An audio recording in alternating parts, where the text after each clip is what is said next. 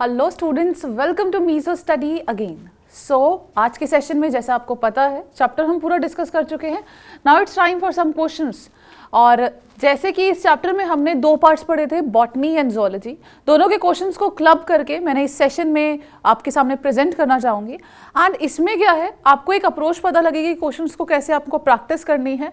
ये जो क्वेश्चंस हैं ये पास्ट ईयर नीट में आ चुके हैं, तो एक आपकी प्रैक्टिस भी होगी एंड आपको अप्रोच भी पता चलेगी साइमल्टेनियसली। चलिए देखो स्टूडेंट्स, हम कभी भी बात करें क्वेश्चंस की प्रैक्टिस की, क्वेश्चंस की प्रैक्टिस बहुत इंपॉर्टेंट है। पर सबसे पहला क्वेश्चन जो सब बच्चों के दिमाग में आता है कि मैम हम कितनी बुक से प्रैक्टिस करें। सो उसके लिए ऐसा नहीं है कि आपको 3-4 बुक्स, आप ऑब्जेक्टिव की 3-4 बुक्स आप निकाल रहे हो, उसमें से हर एक में क्वेश्चंस की प्रैक्टिस कर रहे हो। जितने भी आप ऑथर्स की बुक उठा लो, 95% जो क्वेश्चंस होंगे वो सेम होंगे, सिर्फ चेंज होगा वो 5% क्वेश्चंस का। अब उन 5% क्वेश्चंस के लिए अगर सपोज करो एक चैप्टर, एक बुक से आप 100 क्वेश्चंस इस चैप्टर के प्रैक्टिस कर रहे हो, ठीक है। अगली बुक्स फिर निकालते हो आप प्रैक्टिस के लिए, उसमें क्या होगा, आपके 5 क्वेश्चंस नए होंगे, बाकी सारे तो वही रिपीटेड होंगे। सो इसीलिए आप एक ही प्रॉपर बुक को, जो एक डिसेंट ऑथर की कोई भी एक बुक को रेफर करिए, उस चीज़ को अच्छे से पढ़िए, उसके क्वेश्चंस को प्रैक्टिस करिए। फिर कोई डाउट आता है ना, आपको पता है हमारे पास डाउट क्लियरिंग एक ऑप्शन होता है वेबसाइट पे, वहाँ जाइए, अपने क्वेश्चंस पूछिए। Any like silly to silliest question you can ask us, right. But वो आपके टॉपिक से कंसर्न होना चाहिए, ऐसे नहीं आप कुछ भी पूछ लो। चलिए स्टार्ट करते हैं। Question from the chapter strategies for enhancement in food production. So first है क्वेश्चन नंबर 1। थोड़ा सा बड़ा दिख रहा है ना क्वेश्चन, कितना बड़ा क्वेश्चन है भाई। जितना बड़ा क्वेश्चन होता है वो उतना इजी क्वेश्चन होता है, पहली बात। दूसरी बात, आजकल मैच द कॉलम्स आपके नीट में बहुत ज़्यादा आ रहे हैं। सो उस चीज़ को भी ध्यान में रखिएगा, मैच द कॉलम्स की प्रैक्टिस उतने ज़्यादा करिए। क्योंकि देखो पता है क्या होता है, एक मैच द कॉलम्स के अंदर अगर 4 ऑप्शंस होते हैं कि आपको मैच करना है, तो वहीं से आपके 4 क्वेश्चन अलग निकल जाते हैं। सो मैच द कॉलम को कभी भी मिस नहीं करना चाहिए प्रैक्टिस में। वो एक कॉलम से, जैसे कि अगर एक क्वेश्चन दे रखा है, उसमें एक इधर कॉलम होगा और दूसरा उधर कॉलम होगा, दोनों को आपको मैचिंग करना होगा। तो क्या होगा, तो ये 4 क्वेश्चन से अलग से आपके तैयार हो जाएंगे। 4 जो क्वेश्चन है, 4 जो ऑप्शन है, सेपरेटली भी पूछे जा सकते हैं। इसीलिए हमेशा मैं कहती हूँ, सिर्फ एक फर्स्ट पॉइंट, अगर आपका ए पॉइंट ठीक है, सिर्फ उसी पे मत फोकस रहिए, उसी पे मत अड़े रहिए कि नहीं अब मैंने पढ़ लिया, मैं बाकी और 3 नहीं पढ़ूंगा या पढ़ूंगी। Don't do that. बाकी और को भी पढ़िए, तो क्या पता आपको उसमें से भी एक नया क्वेश्चन बन जाए अगली बार। So question number 1, consider the following 4 statement 1 to 4 and select the option which include all the correct ones. So जहां पर ये लिखा जाता है कि correct 1, incorrect 1, not, in, etcetera etcetera, so सबसे पहले उसको पेपर के अंदर मार्क कर लो। अदरवाइज क्या होगा, देखो अगर मैं इस करेक्ट के ऊपर इनकरेक्ट लिख दूं, मेरा ऑप्शन बदल जाएगा। यही स्टूडेंट सबसे सिली मिस्टेक्स करते हैं एग्जाम के अंदर। ऐसा कहीं भी कोई पॉइंट होता है जहां करेक्ट लिखा हो, इनकरेक्ट लिखा हो, not present, they are present, exception लिखा हो, उस चीज को डार्क पेंसिल से अंडरलाइन कर लीजिए, ताकि जब आप आंसर ढूंढ रहे हो उसमें आपकी नजर रहे कि भाई यहां मैंने अंडरलाइन किया और ये पूछ रहे हैं, ठीक है।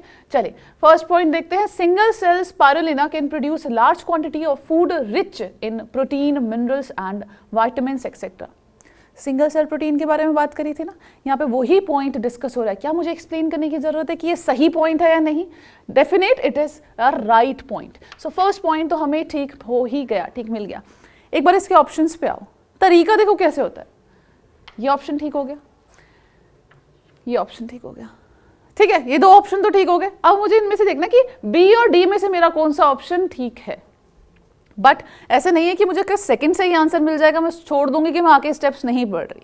सो एक तरीके होते हैं जिसकी वजह से आप प्रोसीड कर सकते हैं इन नीट एग्जाम, ताकि आपको एक अच्छे मार्क्स मिले। So body weight wise the micro organism methylophilus and methylotrophus may be able to produce several time more protein than the cows per day. पढ़ा था ना हम लोगों ने ये सिंगल सेल प्रोटीन के अंदर, वहीं से क्वेश्चन उठाया गया, डायरेक्ट लाइन हम लोगों ने पढ़ी है इसके बारे में। कितने ज्यादा अमाउंट ऑफ प्रोटीन ये प्रोड्यूस करता है, याद है ना। सो ये भी ऑप्शन हमारा क्या है, सही है। So second option is also right.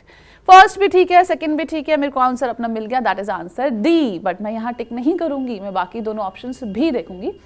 Common button mushrooms are a very rich source of vitamin C. Is that vitamin C और it is protein? It is protein. Of rice varieties, a variety has been developed which is a very rich in calcium. Is that so? Or it was related to some vitamin? It was related to vitamin A. So ये option आपके दोनों हो गए गलत।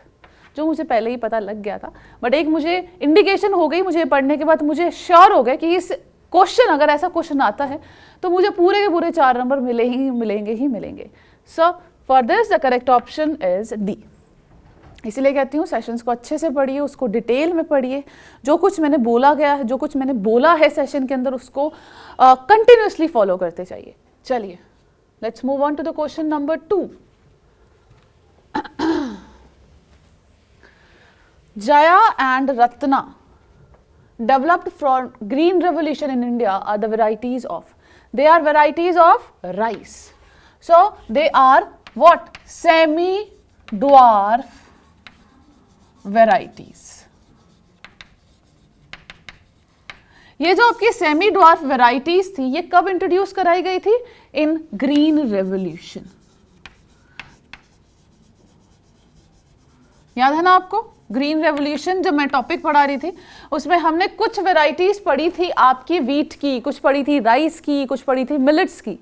तो उसमें था ये option correct, sorry direct question है, डायरेक्ट पूरी की पूरी लाइन कहाँ से उठाई गई है? आपके एनसीईआरटी से उठाई गई है। होप इसमें भी आपको कोई प्रॉब्लम नहीं होनी चाहिए।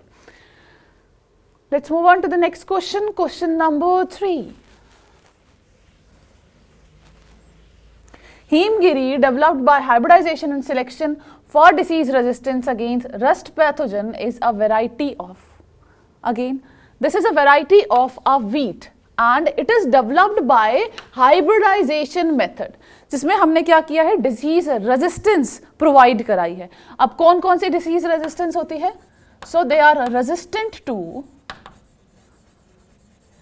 ये एडिशनली मैं आपको बता रही हूं, leaf and stripe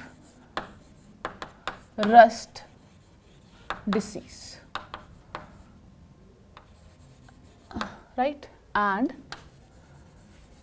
hill bunt disease.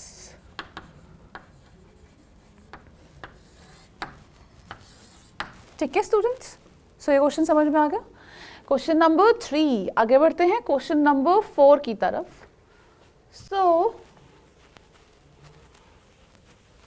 Question number 4 क्या कह रहा है आपका? चलिए वो देखते हैं।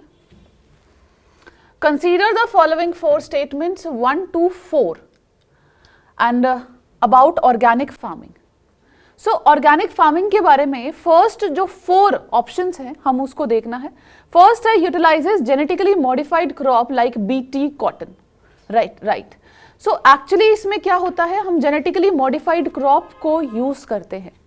Use only naturally produced input like compost, बिल्कुल सही ऑप्शन है ये। देखिए जो फर्स्ट ऑप्शन है इसमें हमें जेनेटिकली मॉडिफाइड क्रॉप लिखा हुआ है बीटी कॉटन। बीटी कॉटन जो एक ऑप्शन है आपका, जो बीटी कॉटन क्रॉप्स है वो क्या होती है? डिसीज रेजिस्टेंट क्रॉप्स होती हैं, जेनेटिकली मॉडिफाइड क्रॉप्स है। थर्ड ऑप्शन है do not use pesticides and urea. Yes, इसमें पेस्टिसाइड्स और यूरिया कुछ भी यूज नहीं होता। Instant manure and compost they are used. ऐसे कोई फर्टिलाइजर्स वगैरह यूज नहीं करते। Produces vegetable rich in vitamins and minerals. क्या ये ऑप्शन कभी हमने पढ़ा था कि ये विटामिन्स एंड मिनरल्स को प्रोड्यूस करते हैं? ज़्यादा अमाउंट में ऐसा नहीं था। बेसिकली हमारा मूव टुवर्ड्स ऑर्गेनिक फार्मिंग इसीलिए हुआ ताकि हम कम से कम फर्टिलाइजर्स का यूज करें। फर्टिलाइजर्स अगर आपको याद होगा इनका एक बहुत ही नेगेटिव इफेक्ट होता है कि अक्यूमुलेट हो जाते हैं प्लांट्स के अंदर। प्लांट्स के अंदर अक्यूमुलेट हो गए तो हमारे अंदर अक्यूमुलेट हो जाएंगे, तो उससे बहुत ज़्यादा प्रॉब्लम्स आती हैं। ठीक है, सो इसीलिए आज के टाइम पे जैसे आपको पता होगा कि बहुत सारे स्टोर्स होते हैं जहाँ पे ऑर्गेनिक प्रोडक्ट्स मिलते हैं, organic rice, organic wheat etcetera, बहुत सारे ऑर्गेनिक प्रोडक्ट्स होते हैं। दो इस केस में प्रोडक्टिविटी कम होती है, बट एज सच इसमें रेसिडुअल इफेक्ट किसी भी पेस्टिसाइड्स का, फर्टिलाइजर का नहीं होता। ठीक है, सो इसमें करेक्ट ऑप्शन है आपका second and third. So option में देखिए, this option is correct, c option is correct. ठीक है, चलिए let's move on to the next question, question number 5। जो आपको क्वेश्चन नंबर 5 है वो कहता है mutations can be induced with. So अगर आपको याद हो म्यूटेशंस के बारे में बात करी तो म्यूटेशंस में मैंने कहा था म्यूटेशंस आती है आपके म्यूटाजेंस की वजह से। म्यूटाजेंस क्या होते हैं? ये आयनाइजिंग रेडिएशंस होते हैं। ये वो रेडिएशंस होते हैं जो वहां से नॉकआउट कर देते हैं। ठीक है। सो ओवरऑल जो न्यूक्लियोटाइड का सीक्वेंस होता है दैट इज बीइंग चेंज्ड। उसकी वजह से क्या होगा, expression of gene will be changed, chances that कि उसकी वजह से एक डिफरेंट वैरायटी ऑब्टेन हो जाए, क्या पता वो डिसीज रेजिस्टेंट हो, क्या पता वो मोर यील्डिंग हो। सो इसमें म्यूटेशंस यूज करी जाती हैं। So mutations can be induced with indole acetic acid, no, indole acetic acid से नहीं करी जाती। Next is ethylene, ethylene is a hormone जो राइपनिंग में हेल्प करता है। Next is a gamma radiation, yes gamma radiation can act as a mutagen, whereas infrared radiation it causes heating effect. So gamma radiations are what? Gamma radiations are mutagen, are mutagens, right? And these are actually radiations. So because of gamma radiation only आज हमारे पास काफ़ी varieties हैं. For example, wheat के case में today we have is Sharbati sonora, right? Other than that हमारे पास sonora 64 variety is also available.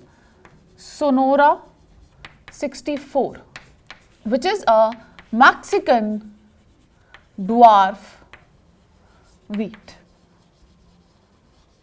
Mexican dwarf wheat, right? So this was the question number 5. Let's move on to the next question. Question number 6. Now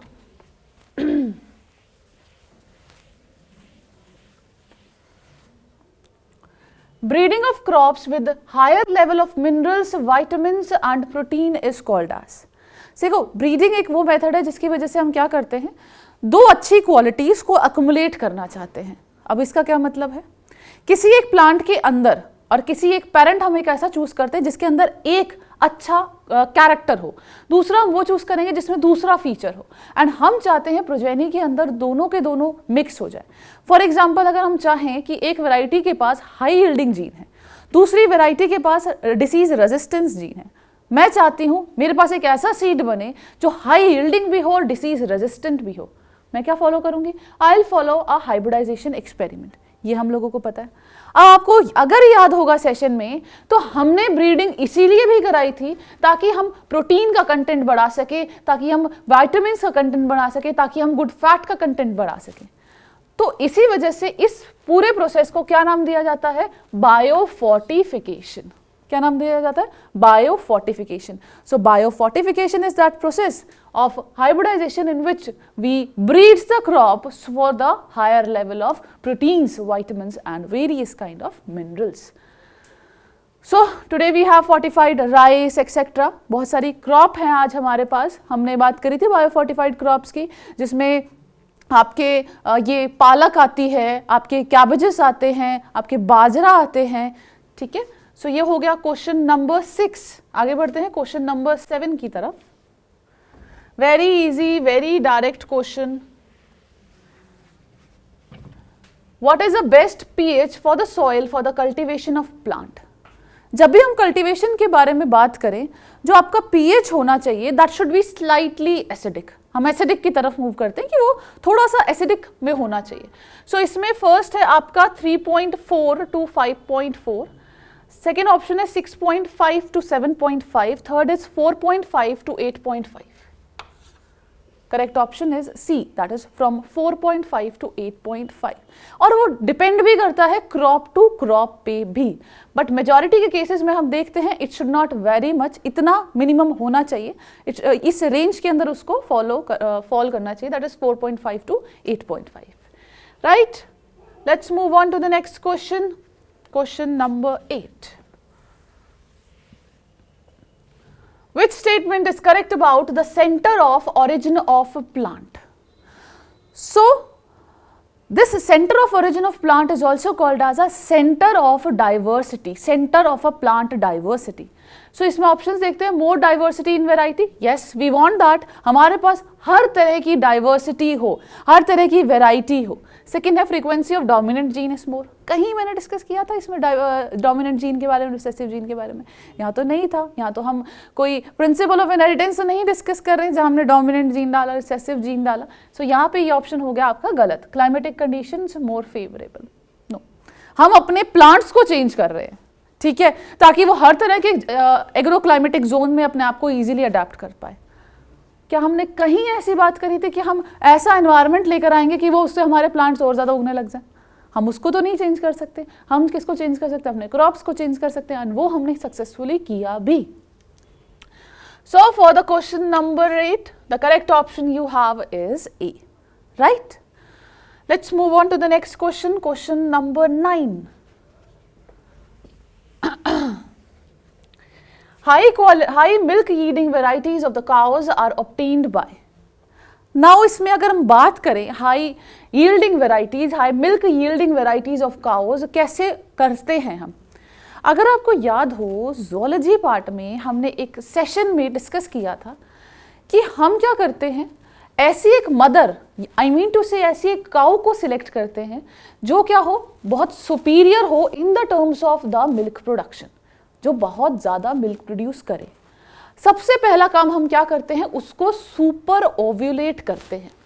super ovulation के लिए FSH और LH का injection दिया जाता है उनको, ताकि वो अराउंड 4 to 6 एग प्रोड्यूस करे with in a short duration of time. जो अगर हम उनकी नॉर्मल साइकिल के बारे में बात करें, जो 21 से 22 दिन में वो इतने एग प्रोड्यूस करती है, तो सुपर ओव्यूलेशन इंजेक्शन की वजह से they give a large number of eggs जब उसके अंदर प्रोड्यूस हो गए बहुत सारे, उसके बाद हम क्या करते हैं, आर्टिफिशियली उसको इंसेमिनेट कराया जाता है।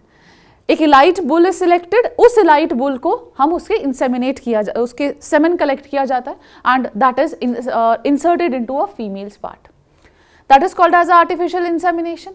After this artificial insemination, that zygote at that embryo is taken out from the mother's body and transferred to a new mother, and that new mother is called as a surrogate mother. Surrogate mother उस baby को carry करती है till the development, till the birth of a baby, तब तक उसको carry करती है। अब देखो उसमें एक्चुअल मदर का क्या रोल है, उसका रोल होता है कि उसका एग है, ठीक है, क्यों? क्योंकि वो बहुत सुपीरियर क्वालिटी का है। ऐसे ही बार बार यही प्रोसीजर किया जाता है ताकि कम ड्यूरेशन में ज़्यादा से ज़्यादा प्रोजेनी, ज़्यादा से ज़्यादा काउस को प्रोड्यूस किया जाए, काफ्स को प्रोड्यूस किया जाए विच इज़ ऑफ सुपीरियर क्वालिटी। ये सब चीज़ें हमने डिस्कस कर ली। अब ऑप्शंस देखते हैं। ए है आपका सुपर ओव्यूलेशन, बी है आपका आर्टिफिशियल इंसेमिनेशन, 3 है यूसेज ऑफ सरोगेट मदर। क्या इसमें एक भी ऐसा पॉइंट है जो मैंने डिस्कस नहीं किया? सारे पॉइंट डिस्कस करे हैं। सो डी ऑप्शन मुझे ये कहता है all of above, then we will say the correct option we have is D, right. So हमने क्या किया, super ovulation, that means 4 to 6 eggs are produced by the injection of FSH and LH, ठीक है। उसके बाद हमने उसको क्या किया था, उसके बाद हमने उसको semen of elite bull is transferred to female reproductive tract. देखिए ये क्वेश्चंस बहुत ही डायरेक्ट है। सेशन में देखा है, चीज़ें समझ में आएंगी, नहीं देखा गारंटीड है कुछ समझ में नहीं आएगा, ये मेरी 100% गारंटी है। सेशन को देखिए, उस चीज़ को समझिए, ये ना हो कि आप सिर्फ क्वेश्चन ही क्वेश्चन देखे जा रहे हो। अच्छा ये क्वेश्चन है, चलो इसमें से प्रैक्टिस कर लेते हैं। कौन देखेगा ये सेशंस? नहीं, सेशंस इंपॉर्टेंट हैं, उस चीज़ पे फोकस करिए। जैसे कि कई चैप्टर्स होते हैं बहुत ईजी होते हैं, हम लोगों को पता होते हैं, हम लोगों ने स्कूल्स में पढ़े होते हैं, कोई बात नहीं, मिस कर दीजिए उन सेशंस को, बट बाकी सेशंस को ज़रूर देखिए, तभी आपको पता लगेगा। एंड इनफैक्ट कई बार कई चीज़ें हम जो स्कूल में पढ़ लेते हैं, हमें क्या होता है कोचिंग में उस चीज़ को डिटेल में पढ़ने की ज़रूरत होती है। सेशंस में जितना भी दिया गया अप्रोप्रिएट है आपके नीट एग्जामिनेशन के लिए, सो उस चीज़ को देखना मत भूलिएगा। तब आप कंपेयर करना कि आपने क्या पढ़ा था पहले और अब क्या डिफरेंट है। बहुत सारी चीज़ें आपको ऐसे मिलेगी जो आपके लिए बहुत ज़्यादा न्यू होंगी। सो semen of light bull is transferred to the female reproductive tract. Now what will happen? Embryo formation. Once embryo formation is done, embryo transferred to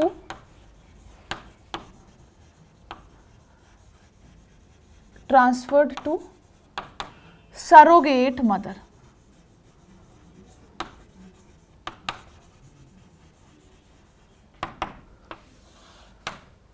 So for the question number 9, all the options are correct. Let's move on to the next question. Question number 10. Question number 10.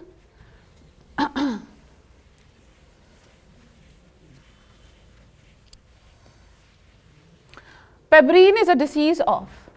Direct question, very easy question. So pebrine is actually a disease of a silkworm. Right? कहाँ पढ़ा था हमने? Silkworm के अंदर, silkworm किस में पढ़ा था? कौन सा कल्चर होता है आपके पास? सेरीकल्चर. सेरीकल्चर में क्या होता है? आप सिल्कवर्म को कल्चर करते हो ताकि हम बहुत सारा सिल्क उनसे प्रोड्यूस कर पाए. मेजर प्रॉब्लम ये आती है, कई बार उसमें फंगल इन्फेक्शन हो जाता है, डिसीज़ हो जाती है, एंड दिस डिसीज़ की वजह से जो ओवरऑल जो क्वालिटी है, जो आपके सिल्क की क्वालिटी है, वो डिटियोरेट होती चली जाती है. So which is of no use if I say. Right? So with this we have completed the today session. सब क्वेश्चंस हमने डिस्कस कर लिए आज के सेशन में, 10 questions. What you have to do now, और भी क्वेश्चंस की प्रैक्टिस करिए, सेशंस को देखिए. Last but not the least, a very very very important part, NCERT को पढ़ना मत भूलिएगा. एक बार थॉरो हो गया, आपको सेशन में समझ में आ गया. देखो एनसीईआरटी में कई बार लैंग्वेज हमें समझ में नहीं आती. एक बार आपने ये चीज़ें थरो कर ली, समझ में आ गई, सेशंस में पूरा सेशन आपने अच्छे से देख लिया, यहाँ बैठ गया, एक बार एनसीईआरटी और पढ़ लीजिए ताकि आपका कोई भी पॉइंट कहीं से कुछ भी मिस ना हो जाए, और एक बार जो पढ़ा है वो भी आपका रिवाइज हो जाए. एनसीईआरटी पे ज़रूर फोकस करिए. बार बार मैं चीज़ें रिपीट कर रही हूँ. नीट क्वालिफाई करना है, कुछ करना है तो वो काम कर लीजिए. वो थोड़ा सा टाइम है, उसमें आपको थोड़ी सा हार्ड वर्क करनी पड़ेगी, उसके बाद तो कोई प्रॉब्लम ही नहीं है. सो नेक्स्ट सेशन में हम एक न्यू चैप्टर स्टार्ट करेंगे. Till then take care of yourself and thank you so much students for watching this.